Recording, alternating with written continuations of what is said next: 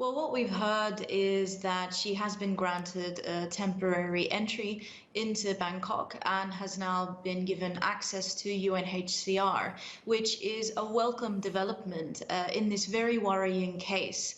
However, we continue to urge the Thai authorities to ensure that Rahaf isn't deported to Saudi Arabia, where she risks facing further family violence and potential human rights violations if she does go back to Saudi Arabia. She has been live tweeting, as we've all been seeing. Did you say further violence?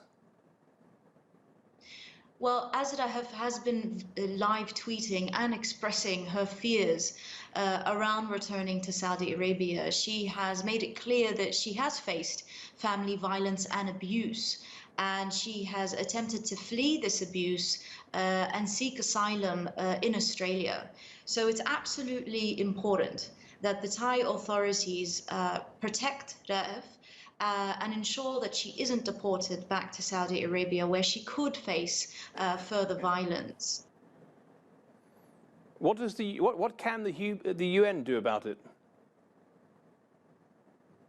Well, it's obviously encouraging that UNHCR is assessing her case. They obviously should take into consideration the sort of violence that she has been pointing to. And it's also important for not only the UN and the Thai government to protect Rahaf, but also for other governments to provide her with asylum. She was on her way to Australia and has the documentation and visa to travel to Australia to potentially seek asylum. And so it's up to governments like Australia to step in and assist her in this case. At 18 years of age, is she now legally able to travel freely? What's absolutely shocking about this case is that Rav, who is 18 years of age, is still unable to travel without the permission of a male guardian. In Saudi Arabia, women are still under the male guardianship system, which means they have to seek permission from their fathers or their brothers in order to travel abroad, in order to marry, in order to gain an education and access the workforce. So we've seen not only cases like this, but other cases where women have attempted to flee because of these very patriarchal laws. You mentioned these other cases. We've got Dina Ali Lasloom. We've also got a princess from the United Arab Emirates. And those situations either didn't turn out well, or we don't know what happened to the women in some cases.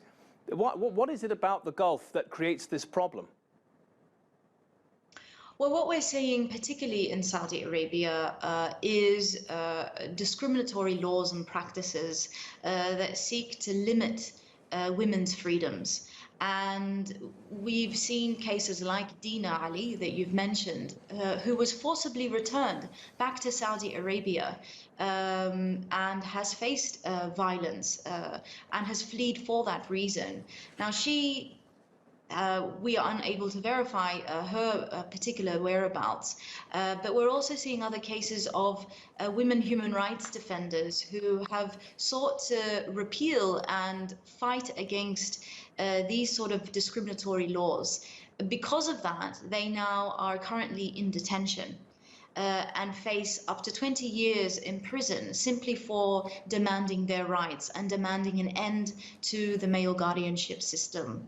So it's about time that the world and allies of Gulf countries, but particularly allies of the Saudi Arabian government, speak up and start protecting women's rights.